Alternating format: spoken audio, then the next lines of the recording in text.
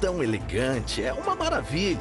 E imagine o que deve ter sido ver um deles voando em 1944. Criadas por suas fanáticas ambições militares, feitas para inspirar terror em seus inimigos. Estas são as histórias por trás da tecnologia inovadora das máquinas de guerra de Hitler. No decorrer de seu reinado, Hitler é obcecado pelo desenvolvimento de armas admiráveis, máquinas high-tech destinadas a pôr medo no coração de seus inimigos. Para dominar os mares, ele planeja expandir o programa de U-boats alemães e construir um super submarino. 1935, depois da Primeira Guerra Mundial, o Tratado de Versalhes proibiu a Alemanha de construir submarinos. Hitler rompe o tratado. Ele está decidido a expandir suas forças armadas, inclusive construindo novos U-boats. Quando a guerra começa em 1939, Hitler tem 57 submarinos. Uma frota pequena, porém mortal. Nos 5 meses, de junho a outubro de 1940, os U-boats nazistas afundam 311 navios aliados. Inspirado por este sucesso, o chefe dos U-boats, contra-almirante Karl Dönitz, exige mais. Os U-boats são cruciais para a chance da Alemanha de estrangular o comércio internacional da Inglaterra, que é importante para acabar ganhando a guerra. E Dönitz, o almirante Dönitz, faz lobby constante com o Estado-Maior da Kriegsmarine, dizendo: por favor, deixem-me construir mais alguns U-boats, eles são a chave e eles têm toda a razão. Hitler não precisa ser persuadido. Ele ordena a imediata expansão do programa de construção de U-boats. Nos 3 anos seguintes, os nazistas construirão uma força de mais de 350 U-boats. Eles cobrirão o Oceano Atlântico inteiro, da América ao Mediterrâneo, do Ártico à costa sul-africana. No começo da guerra, o esteio da força de U-boats é o tipo 7. Ele é pequeno, barato e rápido de construir. Um modelo do tipo 7 sobressai como a embarcação principal de ataque. Parado numa praia isolada da costa báltica da Alemanha, está o último exemplar restante desta temível parte da tecnologia nazista. Este é o tipo 7C.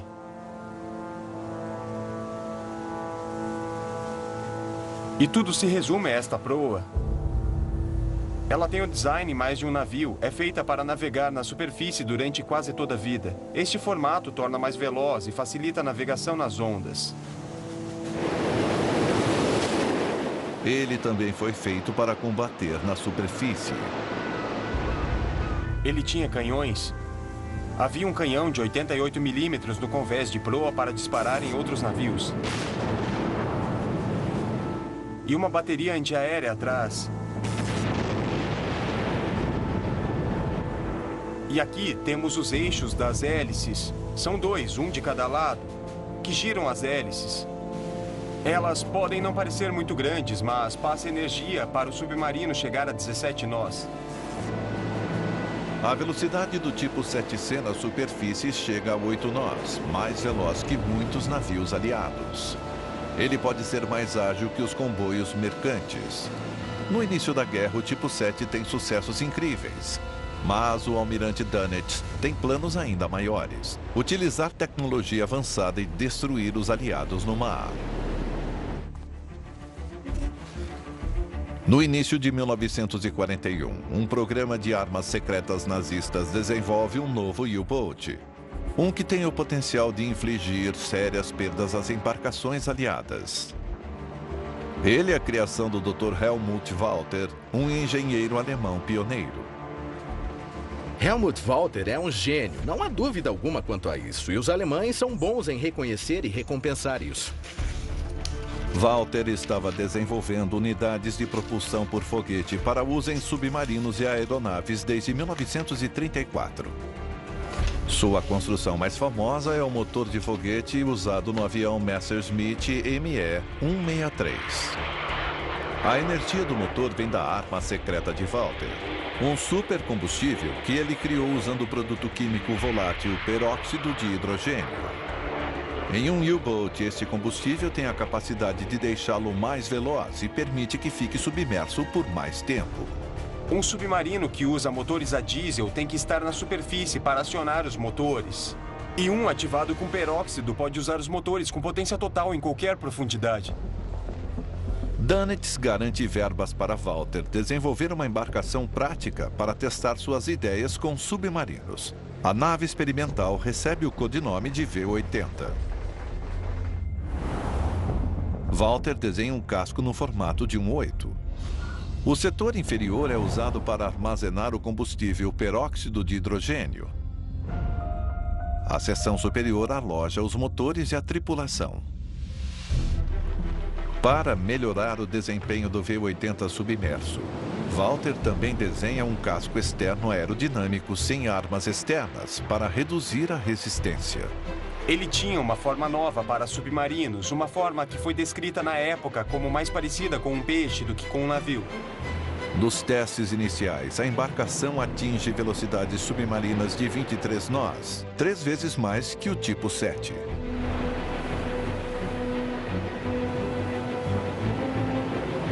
Em novembro de 1941, Walter está pronto para demonstrar o V-80 a seus financiadores no Alto Comando Naval.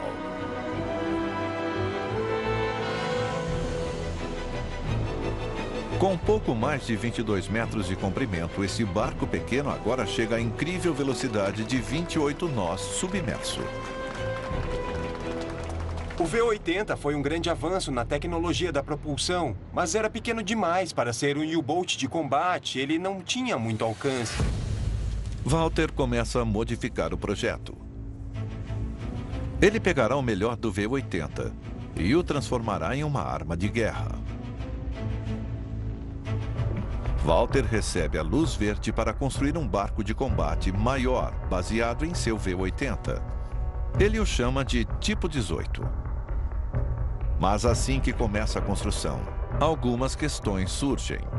Um dos maiores problemas é com o combustível de alta tecnologia peróxido de hidrogênio. Uma frota de tipos 18 pedia bastante peróxido de hidrogênio para abastecê-los, quantidade que a Alemanha não podia produzir. Sem suprimento de combustível garantido, mais um problema com a construção da turbina, o projeto é engavetado. Apesar deste revés, o conceito principal de Walter não morrerá. Os princípios por trás dele, esta ideia que era possível criar um submarino que é mesmo um submarino e não um submersível, que possa funcionar mais depressa sob a água do que na superfície, isso sim que é realmente revolucionário. A solução é o tipo 21, que mantém a figura aerodinâmica do tipo 18, o desenho em forma de 8 no casco. Motores elétricos e a diesel acionam o submarino, mas com um acréscimo. Na seção inferior do casco estão baterias enormes, 3 vezes o tamanho daquelas do tipo 7. O tipo 21 terá mais de 76 metros de comprimento e 6 metros de largura. Ele é mais de 2 vezes maior que o tipo 7. Hoje, o único exemplar que resta desta superarma submarina está atracado em um porto no norte da Alemanha. Este é o U-Boat tipo 21 e ele é totalmente diferente de qualquer submarino que existia antes. Sua forma é mais de uma lâmina que de um barco. Ele é elegante, aerodinâmico, foi projetado para combater debaixo da água. Ele foi uma apavorante arma nova de guerra. Nick Bradbeer, especialista em arquitetura submarina, está examinando a arma que mudou a face da guerra submarina. Este foi o motivo para o tipo 21 ir para o mar. Ele tem 20 torpedos preparados nesta sala. Seria absolutamente devastador. Aqui no convés superior, é bem óbvio como tudo é limpo. A aerodinâmica é muito aparente. podemos ver as linhas limpas na lateral. E esses cabeços de amarração são os únicos obstáculos no convés superior. Quando o barco saía para o mar, eles eram baixados sob a guarnição. Assim, o convés ficava nivelado e fluido. A mesma coisa com estes corrimões. Eles são importantes enquanto você está andando pelo convés, mas eles eram desmontados e guardados. Estamos indo para a frente agora, a proa do convés superior. Não tem a forma de proa como os submarinos anteriores tinham. Ele tem a ponta meio arredondada e aqui temos os hidroplanos dianteiros, usados para controlar a profundidade do submarino. Em alta velocidade, eles podem retrair para dentro dessas aberturas. Embora seja muito maior do que o tipo 7, o incrível é que o casco aerodinâmico produz uma assinatura acústica menor, tornando difícil para o sonar inimigo detectá-lo. Mas é a tecnologia alojada dentro dessa carcaça futurista que torna o tipo 21 revolucionário. Esta é a casa de força do submarino. Este motor é muito grande. 5.000 cavalos de força acionam as hélices, o suficiente para chegar a 17 nós submerso. O tipo 7 só chegava a 6 ou 7 nós submerso, então este é 2,5 vezes mais veloz. É um enorme avanço. E é isso que realmente permite que o tipo 21 combata submerso.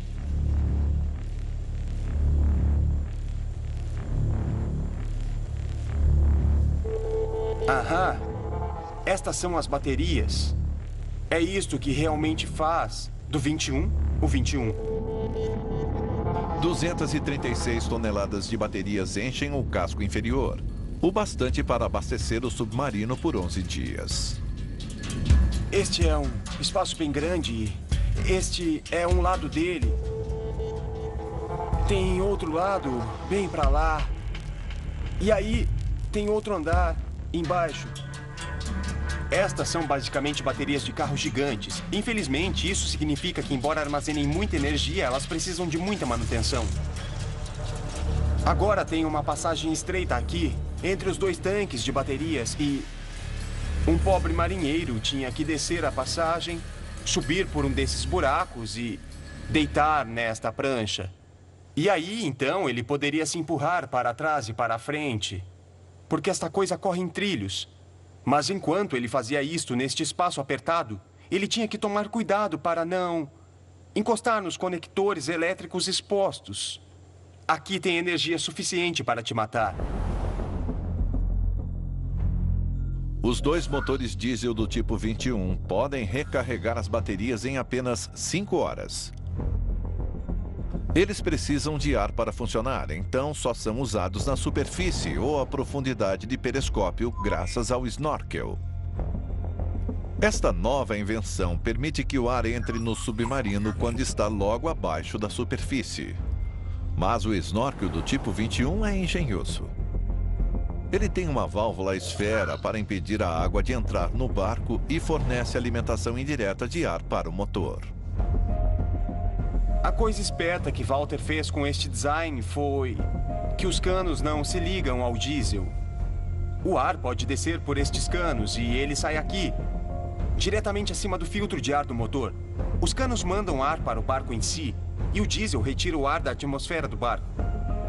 Então, se uma onda passar por cima do mastro do snorkel e a válvula fechar, os motores diesel continuam funcionando por um tempo, usando o ar que está no submarino. Isto significa que, ao contrário do tipo 7, os motores do tipo 21 ficam funcionando embaixo d'água mesmo no mar mais agitado.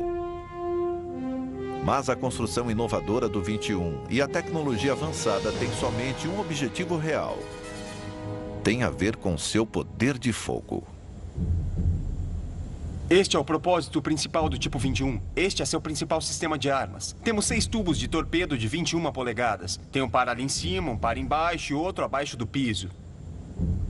Bom, cada um deles pode ser carregado com um torpedo. E esta é uma arma robusta. Tem cerca de 1/4 de tonelada de explosivos na ponta frontal. É uma ogiva enorme. São armas que afundam um navio com um tiro. E o tipo 21 leva 20 deles. 6 já carregados nos tubos e outros 14 na sala dos torpedos ali atrás. E embora o tipo 21 tivesse mais tubos de torpedo que o tipo 7, o avanço real era seu sistema automático de recarregamento. Ele podia recarregar os 6 tubos em menos tempo que o tipo 7 recarregava um único tubo. Este submarino poderia disparar 18 torpedos em um comboio em 18 minutos. Ele tinha o potencial de ser devastador. O tipo 21 é mais silencioso e mergulha mais fundo do que qualquer submarino que já existia. E é mais rápido submerso do que a maioria dos comboios mercantes que viajam pela superfície. O submarino é uma arma letal. Uma que Hitler estava guardando. Entre junho de 1944 e abril de 45, 119 tipos 21 são entregues totalmente operacionais. Mas devido ao extenso treinamento da tripulação, apenas 2 entram no serviço ativo. É tarde demais. A Alemanha perdeu a guerra. O Exército Vermelho saqueou Berlim e Hitler está morto. Dönitz dá ordem para deslocar todo o tipo 21 terminado para evitar que caia nas mãos do inimigo. 84 são destruídos. Mas não é o bastante. Os aliados põem as mãos no tipo 21.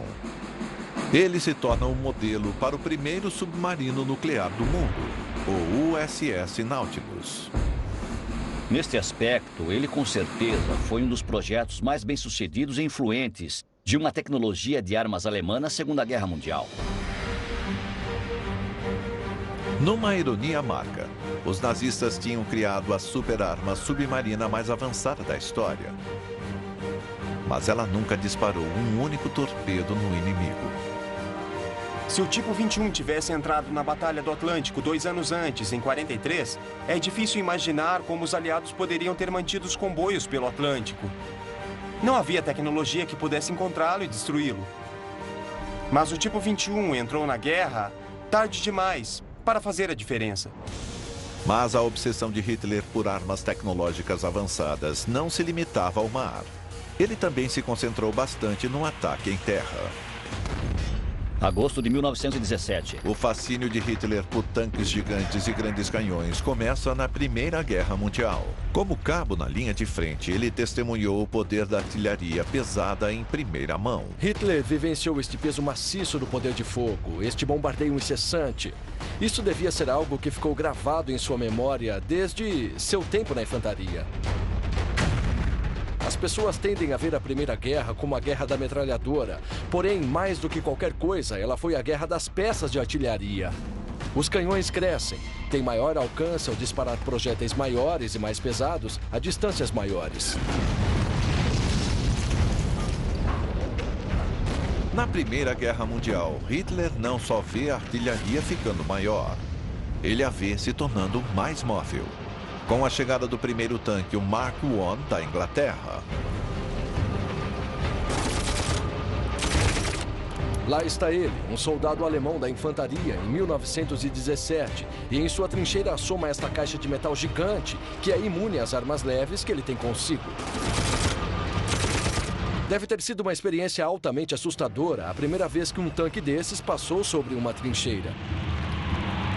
15 anos depois, Hitler sobe ao poder prometendo vingar as perdas da Primeira Guerra. Mas os tratados de paz proíbem a Alemanha de construir tanques, uma arma necessária para os exércitos modernos.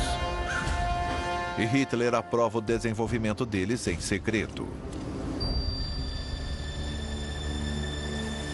Campo de teste Kummersdorf, 50 quilômetros ao sul de Berlim. Hoje, oculto por uma densa floresta de pinheiros, está um complexo militar nazista abandonado, que um dia liderou o desenvolvimento mundial de armas.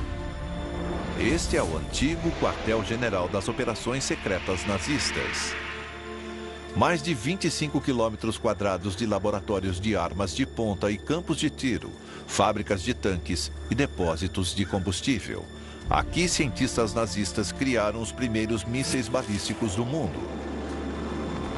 E será aqui também que lendas revolucionárias dos tanques nascerão. O coronel Christy Wilbeck é um veterano de guerra de tanques no Iraque, historiador dos tanques. Era aqui que eles conduziam testes nos tanques? Mas certamente está em ruínas agora. Já viu melhores dias. Os testes feitos aqui transformariam a ideia de Hitler de como travar uma guerra móvel por terra. Ninguém queria outra guerra igual à Primeira Guerra. Então, todo mundo pensava o que o tanque podia fazer para restaurar a mobilidade no campo de batalha para evitar uma guerra arrastada e custosa. Começa em 1935 com o primeiro tanque nazista, o Panzer I. Os novos Panzers de Hitler prometiam uma mobilidade inédita no campo de batalha. Mas havia um problema.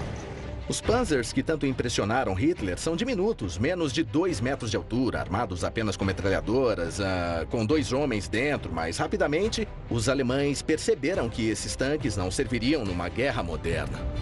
Entre 1934 e 39, a Alemanha nazista produz uma série de Panzers maiores com canhões ainda maiores. O Panzer II ganha um canhão, e depois o Panzer III ganha um canhão ligeiramente maior, e o Panzer IV tem um canhão maior ainda. Então, eles vão, digamos, de 5,8 toneladas, que é o tamanho do Panzer I, para 20 toneladas, que é o tamanho do Panzer IV. Em apenas 5 anos, os Panzers de Hitler quadruplicam de tamanho. Não mais um segredo. Os Panzers estão prestes a entrar em ação pela primeira vez. Em setembro de 1939, estes tanques entram na Polônia. O pontapé inicial da Segunda Guerra Mundial.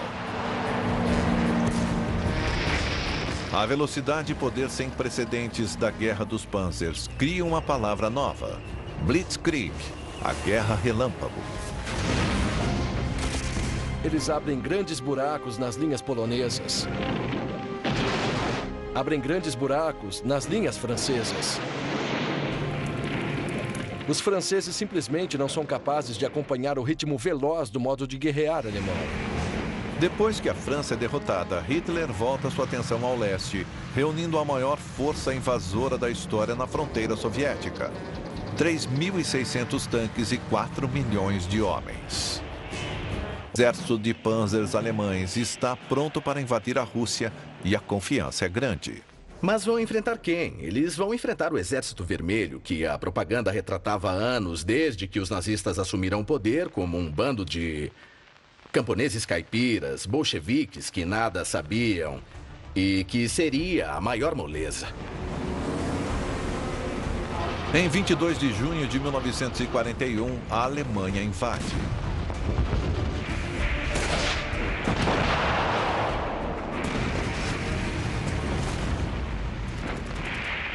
Em poucas horas, eles fazem uma descoberta chocante. Os soviéticos têm um tanque muito melhor. O T-34.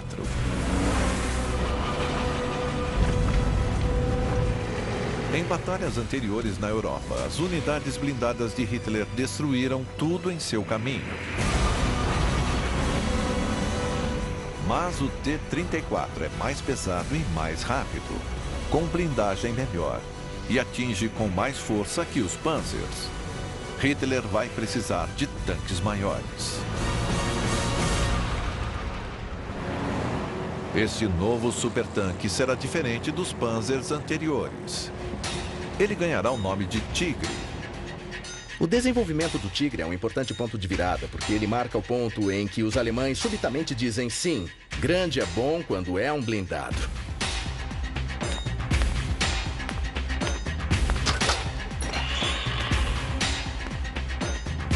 Hoje, num antigo armazém de farinha na Suíça, um Tigre 2 excepcionalmente raro está sendo reconstruído do começo.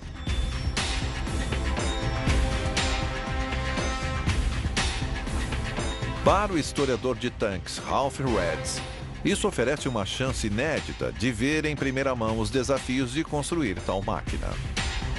Essa é uma visão impressionante. O Tigre terá milhares de peças de precisão, muitas feitas à mão. A causa principal para seu tamanho e complexidade é o canhão. Se você faz um canhão grande e ele atira, ele vai recuar com coice. Então, se o canhão recua para a torre, ele precisa de espaço. E você precisa de uma torre maior. Para o canhão ter espaço para recuar. Então, se você começa a fazer o canhão maior, praticamente todo o resto ficará devidamente maior. Para levar um enorme canhão de 88 milímetros, o Tigre será 2 vezes maior que qualquer Panzer anterior e pesará 60 toneladas. Faz quase 70 anos que o primeiro Tigre foi construído e ele ainda é um tanque fisicamente impressionante até hoje. Deve ter sido uma visão tremenda para os alemães, que iam manuseá-lo, e para o inimigo também, que tinha que encará-lo. O que fez esse tanque sobressair na Segunda Guerra foram 2 coisas. A primeira é que ele era fortemente blindado, tinha 100 ou 120 milímetros de blindagem na frente. A segunda coisa era que seu canhão principal, um canhão de 88 milímetros, era capaz de atirar em alta velocidade, permitindo que ele atacasse e destruísse tanques inimigos muito além do alcance deles para destruir esse tanque. O Tigre é 2 vezes maior que o principal tanque soviético T-34. Ele também é montado à mão com precisão e vem até com um manual do operador. Eles produziram um manual ricamente ilustrado e bem escrito para a tripulação do Tigre. Assim, cada homem nele sabia o que tinha de fazer e qual sua função no Tigre. Para chamar a atenção, o manual do Tigre tem imagens de mulheres despidas. E o ministro dos Armamentos, Albert Speer, dizendo aos atiradores para não desperdiçarem munição. Ele também traz dicas valiosas de como lidar com o peso excepcional do tanque. Ele diz: se você não tem certeza se o Tigre é pesado demais para o terreno, pegue um companheiro, ponha-o nas costas, vá ao lugar duvidoso e fique sobre uma perna. Se você não afundar no chão, a pressão do Tigre é boa para o terreno. Se você afundar, o Tigre é muito pesado. Então, o peso é um problema, mas eles também forneceram soluções para o homem simples na luta decidir o que fazer. O Tigre é um alho caro, feito para esmagar as linhas soviéticas. Agora Hitler irá testá-lo em combate na maior batalha de tanques da história.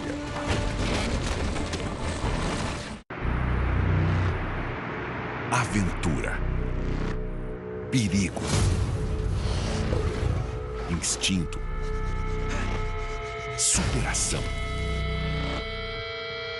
Sobrevivência. Descubra-se aventureiro. Sobrevivente Primitivo com Hazen Aldel. Estreia dia 23, 9 da noite, no National Geographic. Apresentamos nós, o pessoal que trabalha no Booking.com, o maior site de acomodações do mundo. A gente também usa mapas, se joga, faz maluquice, se molha, cansa e sente muita fome. Igualzinho a você. E aí, como podemos te ajudar? It's simply impossible to understand Kim Jong-un and predict his actions. Rocket Man is on a suicide mission for himself. Without putting that in the context of his father. Basically a family-run dictatorship. And grandfather. They've been smart, organized, dangerous, powerful, ruthless. It's all in the name of the Kim family.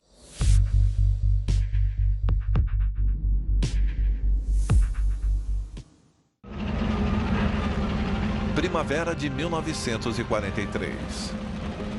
Frente Russa. As forças alemãs se preparam para atacar uma área de 200 quilômetros ao redor da cidade de Kursk. A razão para os alemães quererem isto, atacar aqui, é dupla. Primeiro, porque querem reduzir a frente em 270 quilômetros. O motivo principal é enfrentar a maior concentração de forças soviéticas de cara, esperando derrotá-las. Todos sabem que este é um momento crucial na guerra. Se os alemães perdessem em Kursk, suas ambições na frente oriental se acabavam. Em termos de eficácia em matar tanques inimigos ou destruir tanques inimigos, o Tigre era muito eficiente. O índice de sucesso era muito alto. Após 6 dias de combate, o Tigre ajuda as forças alemãs a avançarem até 30 quilômetros. Mas a despeito da carnificina, os T-34 soviéticos continuavam a vir. Os problemas que os alemães têm na frente oriental é o número imenso que eles enfrentam. Parece não ter fim, mais ou menos como a cabeça da Hidra. Você corta uma e 6 outras aparecem.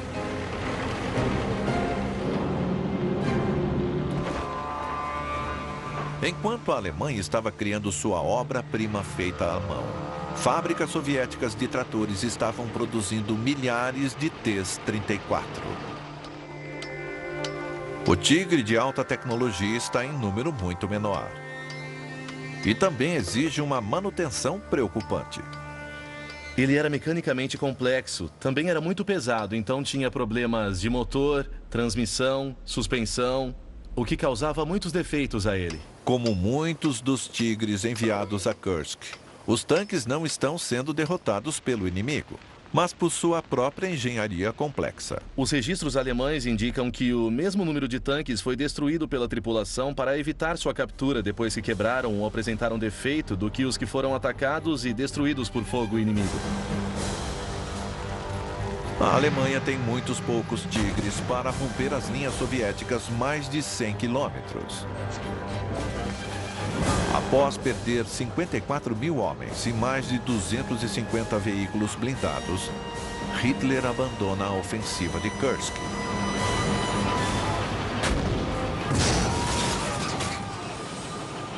Kursk é a última vez que os alemães avançam na frente oriental. É a última vez que eles avançam em território soviético. Dali em diante, estão sempre com o pé atrás.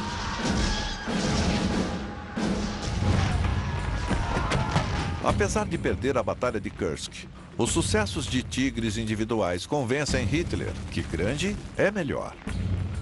Para ele, o próximo passo é lógico.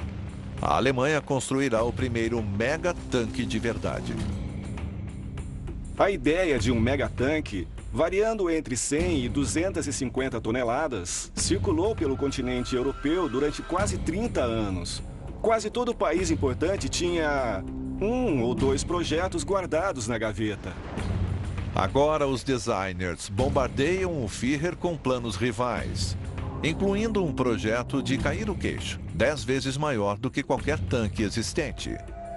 O projeto do maior tanque nazista, conhecido como Land Cruiser, é sonhado por um projetista submarino da metalúrgica Krupp.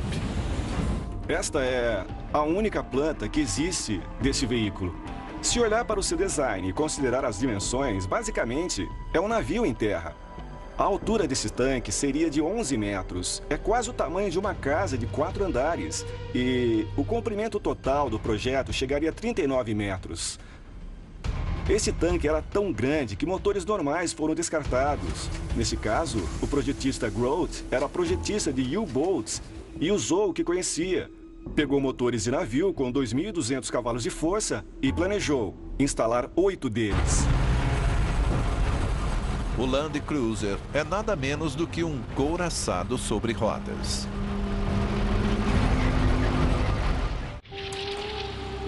It's simply impossible to understand Kim Jong-un and predict his actions.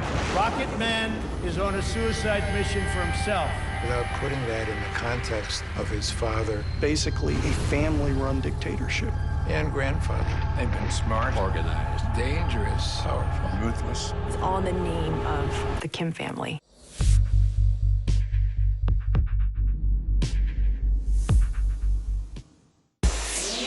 Esses são meus melhores amigos da época da escola. E esse é o nosso reencontro 5 anos depois.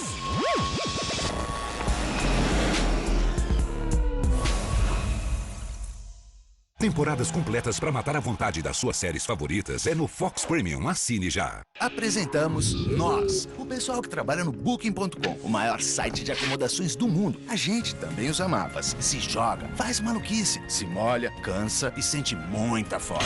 Igualzinho a você. E aí, como podemos te ajudar? We're not alone. There are other human beings on Mars now.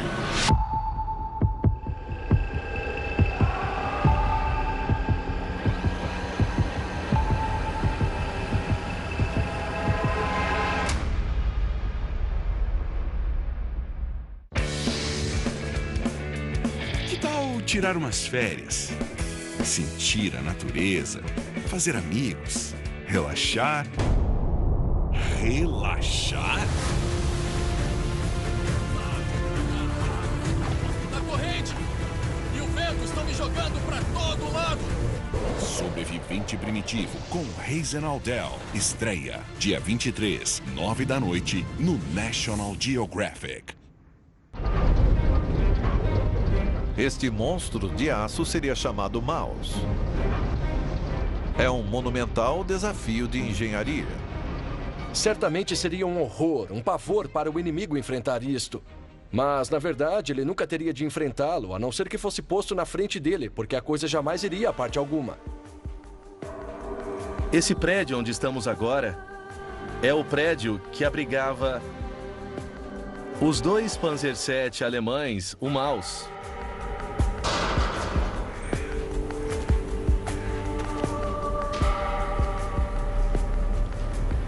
Era aqui que todas as armas novas deles eram testadas e todas as especificações asseguradas. Mas só o tamanho do lugar onde paravam os tanques já é impressionante de se ver. Hitler e os nazistas têm grandes esperanças para os tanques Maus guardados aqui. Eles esperavam que ele fosse uma super-arma, que seria, digamos, uma imensa fortaleza móvel que poderia derrotar tudo em seu caminho. A pressão das esteiras era tão boa, tão bem distribuída no solo, que o tanque podia fazer de 15 a 20 km por hora em um terreno aberto. Em terra seca, o Maus demonstra ter sede de combustível. Ele queima quase 4 litros de diesel a cada 112 metros, numa época em que o combustível era muito escasso. O alto comando nazista está dividido quanto a começar sua produção. Mas a guerra não vai esperar. Em junho de 1944, os aliados invadem a Normandia. Em uma semana, eles avançam terra adentro. Para revidar, os nazistas dependem de seu supertanque original, o Tigre. Mas a Alemanha simplesmente não construiu o suficiente deles. Na Segunda Guerra, eles produzem mais de 1.300 Tigres em comparação com os 50.000 Shermans feitos pelos Estados Unidos. E o enorme supertanque de Hitler, o Maus, acaba sendo pouco mais que uma loucura. O Maus foi um truque de marketing. Era para fazer as pessoas acreditarem nesta guerra tola, nesta guerra feroz, mesmo quando tudo ao redor estava perdido. E era óbvio para todos que as coisas estavam perdidas. Em março de 1945, os soviéticos chegam à Alemanha e descobrem 2 tanques Maus abandonados perto de Kummersdorf. Eles chegam a testar o Maus, mas concluíram que ele teria pouco uso prático. Nenhum tanque tão grande seria construído novamente. Eu diria que o Maus era um beco sem saída em termos de desenvolvimento de tanques, porque ele não tinha a mobilidade necessária para alcançar algo realmente prático no campo de batalha moderno. O Maus era uma arma tamanho família, muito além da praticidade. O resultado do amor de Hitler pelo muito grande. E sua obsessão por mega-armas não deu em nada.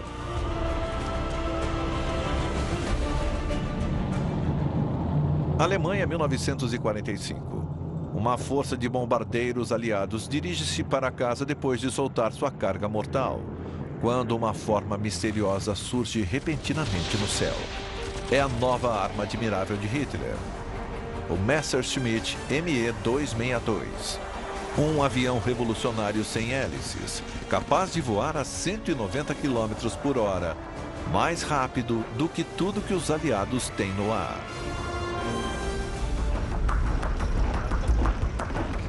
A história desse caça high-tech começa nos anos 30, quando tem início a corrida para produzir o primeiro avião a jato do mundo. O historiador da Segunda Guerra e escritor James Holland estudou os anos iniciais do desenvolvimento do jato. Em 1939, temos pelo menos 7 ou 8 motores a jato diferentes sendo desenvolvidos por vários fabricantes alemães de aviões. Um trabalho pioneiro muito mais avançado do que em outros países. Os motores a pistão estavam chegando ao fim de seu estágio de evolução. Não podiam mais ser muito melhorados. Engenheiros aeronáuticos alemães como Wilhelm Messerschmitt experimentam outras maneiras de suprir energia para pôr um avião no céu. Líderes militares querem um avião mais rápido no ar.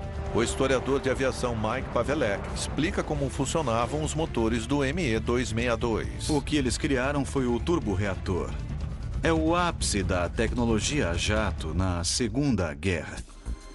Tem um compressor axial que faz o ar fluir direto pelo motor todo, saindo pela parte de trás. O que nós temos aqui nesta parte é um compressor axial de 8 estágios. O ar era puxado de frente, comprimido através dessa série de veios e levado para as câmaras de combustão aqui, onde o gás é adicionado ao combustível, queimado e expandido, o que cria a propulsão, que faz o avião trafegar pelo ar. Em 27 de agosto de 1939, os alemães lançam o primeiro avião a jato do mundo. A descoberta significa que sua força aérea em breve poderia ter uma grande vantagem sobre o inimigo. Mas no momento, o avião é só um protótipo, não testado em batalha. Então, eles continuam a depender de seus ótimos aviões com hélices. A confiança da Luftwaffe é enorme, está no máximo.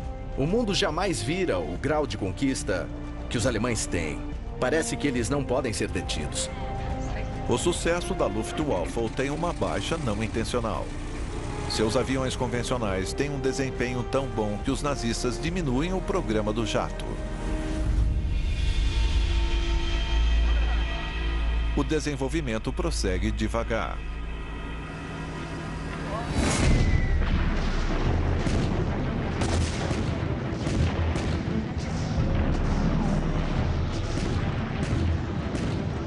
Em 1943, a maré vira. A ofensiva alemã na Rússia falha. Os nazistas estão na defensiva. Bombardeiros americanos e ingleses criam devastação em suas áreas industriais. Os alemães precisam de uma nova arma para recuperar a iniciativa. Hitler é obcecado por armas fantásticas. Há grandes esperanças em qualquer coisa que envolva tecnologia nova, dinâmica e empolgante. A esperança se volta para os revolucionários jatos da Alemanha. Em 1943, uma aeronave desponta como favorita no programa nazista de jatos. O Messerschmitt Me-262. Ele se sai melhor do que tudo que voa na época. Como o piloto de caça Jerry Cainbull bem sabe. O Me-262 foi um salto quântico com motores a jato que davam uma velocidade e um poder tremendo que superava todos os aviões convencionais. Os motores do avião lhes dão velocidades acima de 800 km por hora. O Me-262 é algo nunca visto antes. Os nazistas acreditavam que este avião era potencialmente o ganhador da guerra, ou pelo menos que esta poderia ser uma resposta para tirar os bombardeiros americanos do ar. 18 de março de 1945, 37 Me-262 atacam mais de 1.300 aviões aliados. soldados alemães em número bem menor abatem 13 bombardeiros inimigos e perdem somente 3 jatos, uma proporção de mais de 4 por 1. O ME-262 demonstra o quanto pode ser mortal, mas é meio tarde demais. A Luftwaffe, no final da guerra, não tinha pilotos suficientes para pilotar essas coisas. Eles não tinham combustível para abastecê-las, não tinham equipes suficientes para sua manutenção. Os alemães tinham uma arma fantástica, simplesmente superada pela superioridade material americana e britânica. Pode não ter virado a maré da guerra, mas o ME-262 abriu o caminho para a era do jato. Características do Messerschmitt ainda são vistas em cada avião a jato de combate que levanta voo. Até no moderno Eurofighter. Há uma série de fatores no legado do ME-262. Primeiro, ele é o primeiro caça-jato operacional e só isso já é importante. A segunda coisa em seu legado é o trabalho experimental que ocorria em aerodinâmica e aeronáutica, no design de aviões, que o resto do mundo se beneficiou muito dele no pós-guerra. O ME-262 é uma aeronave que nunca seria esquecida. Qualquer um que tenha um mínimo de paixão pela aviação não deixa de ser seduzido pelo ME-262. Mas sua origem não pode ser esquecida. Como ele foi construído em condições pavorosas, em fábricas subterrâneas por um regime autoritário e monstruoso que foi responsável por um nível incrível de sofrimento, morte e caos. A obsessão de Hitler por mega-armas levou a impressionantes avanços tecnológicos usados ainda hoje. Mas, apesar de toda a inovação por trás de seu desenvolvimento, elas não foram suficientes para ganhar a guerra, e o Terceiro Reich acabou fracassando.